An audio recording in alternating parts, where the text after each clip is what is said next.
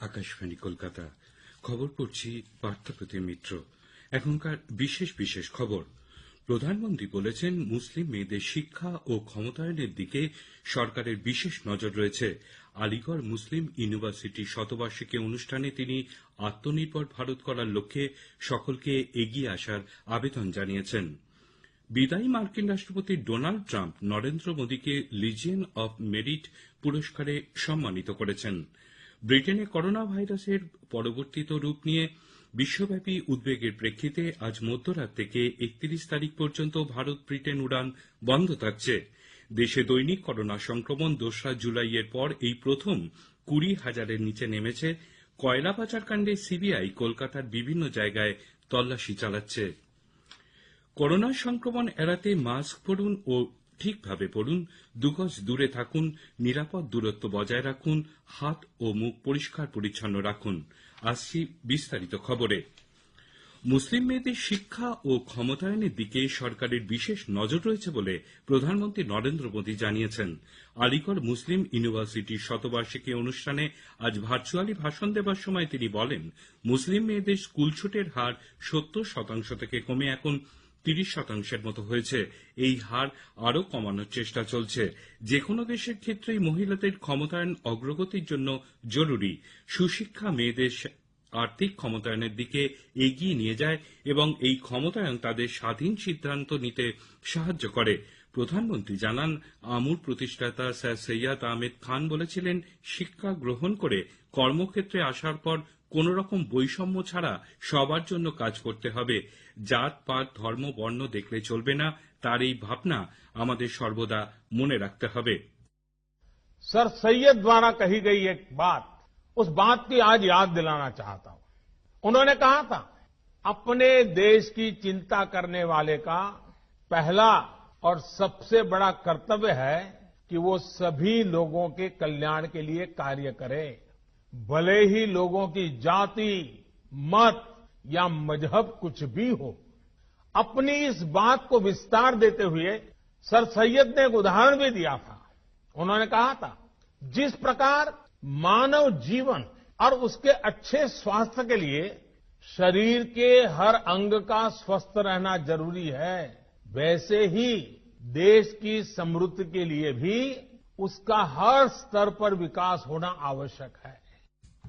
শ্রী মোদী বলেন, এই বিশ্ববিদ্যালয়ে সবার কাছ থেকে তিনি জানতে চান ভারত কিভাবে আত্মনির্ভর হতে পারে এবং আঞ্চলিক থেকে সাফল্যের সঙ্গে বিশ্বজনীন হয়ে উঠতে কি করা প্রয়োজন। আত্মনির্ভর হয়ে ওঠার মধ্যে দিয়ে নতুন ভারত গড়ার লক্ষ্যে সবাইকে ঐক্যবদ্ধভাবে এগিয়ে আসার জন্য প্রধানমন্ত্রী আবেদন জানান। কোভিড-19 নিয়ন্ত্রণে আমূল সাহায্যের হাত বাড়িয়ে দেবার প্রশংসা করেন তিনি। বিদায়ী মার্কিন রাষ্ট্রপতি ডোনাল্ড ট্রাম্প প্রধানমন্ত্রী নরেন্দ্র মোদীকে লিজিয়ন অব মেরিট পুরস্কারে সম্মানিত করেছেন। ভারত আমেরিকা কৌশলগত অংশীদারিত্বের সম্পর্কে আরও এগিয়ে নিয়ে যাওয়ার ক্ষেত্রে তার নেতৃত্ব এবং বিশ্ব শক্তি হিসাবে ভারতের আত্মপ্রকাশকে স্বীকৃতি দিতেই এই পুরস্কার। হোয়াইট হাউসে মার্কিন জাতীয় নিরাপত্তা উপদেষ্টা রবার্ট ওব্রায়েনের কাছ থেকে প্রধানমন্ত্রীর তরফে এই পুরস্কার গ্রহণ করেন আমেরিকায় ভারতের রাষ্ট্রদূত Taranjit Singh Sandhu. Shri Modi chief commander of the legion of merit সম্মানে ভূষিত করা হয়েছে। কেবল রাষ্ট্র বা সরকার প্রধানকেই এই সম্মান দেওয়া হয়ে থাকে। অস্ট্রেলিয়ার প্রধানমন্ত্রী স্কট মরিসন এবং জাপানের প্রাক্তন প্রধানমন্ত্রী শিনজো আবেও দেওয়া হয়েছে লিজিয়ন অব মেরিট পুরস্কার। ব্রিটেনে নোভেল করোনা ভাইরাসের পরিবর্তিত রূপ নিয়ে বিশ্বব্যাপী উদ্বেগের মধ্যেই সতর্কতামূলক ব্যবস্থা হিসেবে ভারত আজ মধ্যরাত থেকে ব্রিটেনের সঙ্গে বিমান যোগাযোগ স্থগিত রাখার কথা ঘোষণা করেছে। আপাতত ৩১শে ডিসেম্বর পর্যন্ত ব্রিটেন থেকে কোনো উড়ান ভারতে অবতরণ করবে না। অসামরিক বিমান পরিবহন মন্ত্রী হরদীপ সিং পুরী জানিয়েছেন, আজ মধ্যরাতের আগে যেসব যাত্রী ইউকে থেকে এদেশে আসবেন, পৌঁছানোর পরই বাধ্যতামূলকভাবে RT-PCR এ তাদের কোভিড টেস্ট করা হবে। লন্ডন থেকে গত রবিবার কলকাতায় আসা এয়ার ইন্ডিয়ার বিমানের ২ যাত্রীর শরীরে করোনা ভাইরাসের উপসর্গ মেলায় তাদের হাসপাতালে পাঠানো হয়। অন্যদিকে গতকাল রাতে 2টা নাগাদ আসা কাতার এয়ারওয়েজের যাত্রীদের মধ্যে 5 জনকে পরীক্ষার জন্য পাঠানো হয় চিত্তরঞ্জন জাতীয় ক্যান্সার হাসপাতালে 5 জনই এসেছিলেন ব্রিটেন থেকে। বিশ্ব স্বাস্থ্য সংস্থার মুখ্য বিজ্ঞানী সৌম্য স্বামীনাথন বলেছেন, নতুন ধরনের করোনা ভাইরাস 70% বেশি সংক্রামক বলে প্রাথমিক তথ্যে জানা গেলেও নতুন স্ট্রেন সম্পর্কে এখনো অনেক কিছু জানা বাকি। ইতিমধ্যেই 40টির বেশি দেশ ব্রিটেন থেকে উড়ান আসার ওপর নিষেধাজ্ঞা জারি করেছে। এদিকে স্বাস্থ্য মন্ত্রক আবারও জানিয়েছে, কোভিড-19 ভ্যাকসিন প্রথম দফায় পাবেন স্বাস্থ্যকর্মী এবং প্রথম সারির করোনা যোদ্ধা সহ অগ্রাধিকারপ্রাপ্ত নাগরিকরা। ভ্যাকসিন পেতে কোনো সমস্যা না থাকলে 50 ঊর্ধ্ব মানুষদেরও দ্রুত তা দেওয়া হবে। যারা টিকা পাবেন তাদের রেজিস্টার্ড মোবাইল নম্বরে জানিয়ে দেওয়া হবে ভ্যাকসিন দেওয়ার নির্দিষ্ট সময় এবং স্থান। ব্রিটেনে আরও বেশি সংখ্যায় সংক্রমণ নতুন করোনা ভাইরাস খোঁজ মেলায় পর মহারাষ্ট্র সরকার সমস্ত পুর নিগম এলাকায় নৈশ কারফিউ জারির কথা ঘোষণা করেছে।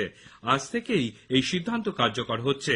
রাত 11টা থেকে সকাল 6টা পর্যন্ত এই কারফিউ জারি থাকবে 5ই জানুয়ারি পর্যন্ত। মুখ্যমন্ত্রী উদ্ধব ঠাকরে জানিয়েছেন, ব্রিটেন এবং পশ্চিম এশিয়া থেকে আসা যাত্রীদের 14 দিন বাধ্যতামূলকভাবে প্রাতিষ্ঠানিক কোয়ারেন্টিনে থাকতে হবে। পঞ্চম অথবা সপ্তম দিনে RT-PCR তাদের নমুনা পরীক্ষা করা হবে। রাজ্যের সমস্ত পুর নিগমকে এ ধরনের বিমান যাত্রীদের কোয়ারেন্টিনে রাখার ব্যবস্থা করতে বলা হয়েছে। এদের মধ্যে কারো যদি কোনো উপসর্গ থাকে তাহলে তাদের চিকিৎসার জন্য আলাদা হাসপাতালের ব্যবস্থা করার নির্দেশও দিয়েছেন মুখ্যমন্ত্রী। অন্যান্য দেশ থেকে আসা বিমান যাত্রীদের থাকতে হবে হোম কোয়ারেন্টাইনে। দেশে দৈনিক করোনা সংক্রমণ গত 2রা জুলাইয়ের পর এই প্রথম 20,000-এর নিচে নেমেছে। আজ সকালে স্বাস্থ্য মন্ত্রকের তথ্যে জানা গেছে, 24 ঘন্টায় নতুন করে সংক্রমিত হয়েছেন মাত্র 19,556 জন। এই নিয়ে মোট আক্রান্তের সংখ্যা 1,75,000 ছাড়ালো। এর মধ্যে সুস্থ হয়ে উঠেছেন 96,36,000-এর বেশি রোগী। গত 24 ঘন্টায় সুস্থ হয়েছেন 30,376 জন। এই সময়ের মধ্যে আরো 301 জনের মৃত্যু হওয়ায় মৃতের সংখ্যা বেড়ে হয়েছে 1,46,111। আরোগ্যের হার বেড়ে 95.65% পৌঁছেছে। বর্তমানে চিকিৎসাধীন রোগীর সংখ্যা 2,92,518, যা মোট সংক্রমিতের 2.90%। রাজ্যে কোভিড-19 থেকে আরোগ্যের হার 95% ছাড়িয়েছে। তবে নমুনা পরীক্ষা প্রায় 11,000 কম হওয়ায় দৈনিক করোনা সংক্রমণও অনেকটাই কমেছে। স্বাস্থ্য দপ্তরের গত সন্ধ্যার বুলেটিন অনুযায়ী একদিনে নতুন করে সংক্রমিত হয়েছেন 1,515 জন। এই সময়ের মধ্যে করোনামুক্ত রোগীর সংখ্যা 2,342। 24 ঘন্টায় কোভিড পরীক্ষা হয়েছে 29,422টি। রবিবারের রিপোর্টে এই সংখ্যা ছিল 40,243। ব্রিটেনে আমেরিকার পর এবার ইউরোপীয় ইউনিয়ন ফাইজার ও বায়োএনটেকের তৈরি কোভিড ভ্যাকসিনের ছাড়পত্র দিল। প্রথম পর্যায়ের গণটিকাকরণ এই সপ্তাহে শুরু হবে। ফাইজার ভ্যাকসিনের সুরক্ষা ও মান নিয়ে ইউরোপীয় মেডিসিন এজেন্সি সবুজ সংকেত দেবার পরই EU এর কার্যনির্বাহী কমিশন এই অনুমোদন দেয়। কমিশনের president Ursula von der Leyen জানিয়েছেন, EU সমস্ত দেশে একই সময় এবং শর্তে এই টিকা মিলবে। এই খবর শুনছেন আকাশবাণী কলকাতা থেকে। কয়লা পাচার কাণ্ডে CBI আজ কলকাতার বেশ কয়েকটি জায়গায় তল্লাশি চালাচ্ছে। কয়লা পাচার কাণ্ডের মূল অভিযুক্ত অনুপ মাঝির ঘনিষ্ঠ গণেশ বাগাড়িয়ার বাড়ি ও অফিসে আজ সকাল থেকেই CBI তল্লাশি শুরু করেছে। কয়লা পাচার কাণ্ডে অনুপ মাঝির সঙ্গে গণেশ বাগাড়িয়া সরাসরি জড়িত বলে অভিযোগ। জঙ্গিযোগের সন্দেহে NIA গতরাতে এক যুবককে মুর্শিদাবাদের জলঙ্গির BSF ক্যাম্পে নিয়ে গিয়ে দীর্ঘক্ষণ জেরা করে। ফেরার আল কায়দা জঙ্গি মুন্না আনসারির সঙ্গে আকবর শেখ নামে জলঙ্গির বছর 26-এর ওই যুবকের যোগাযোগ রয়েছে বলে সূত্র মারফত খবর পেয়ে তাকে আটক করা হয়। পরে অবশ্য তাকে ছেড়ে দেওয়া হয়েছে। রাজ্যের মানুষ পরিবর্তন চাইছেন। হিংসা ও দুর্নীতি পশ্চিমবঙ্গের মানুষ বরদাস্ত করবে না বলে বিজেপি রাজ্য সভাপতি দিলীপ ঘোষ আজ পূর্ব বর্ধমানের কাটোয়ায় চায় পে চর্চায় যোগ দিয়ে মন্তব্য করেছেন। তিনি বলেন, গত 50 বছর ধরে পশ্চিমবঙ্গে গণতন্ত্র নেই। সারা দেশ প্রধানমন্ত্রী নরেন্দ্র মোদীর নেতৃত্বে এগিয়ে চলেছে। সেই উন্নয়নে বাংলার মানুষ সামিল হতে চাইছে বলে দিলীপ বাবু জানান। শেষ করার আগে খবরের বিশেষ অংশ আরেকবার। প্রধানমন্ত্রী বলেছেন, মুসলিম মেয়েদের শিক্ষা ও ক্ষমতায়নের দিকে সরকারের বিশেষ নজর রয়েছে। আলিগড় মুসলিম ইউনিভার্সিটির শতবার্ষিকী অনুষ্ঠানে তিনি আত্মনির্ভর ভারত করার লক্ষ্যে সকলকে এগিয়ে আসার আবেদন জানিয়েছেন। বিদায়ী মার্কিন রাষ্ট্রপতি ডোনাল্ড ট্রাম্প নরেন্দ্র মোদীকে লিজিয়ন অব মেরিট পুরস্কারে সম্মানিত করেছেন। খবর শেষ হলো।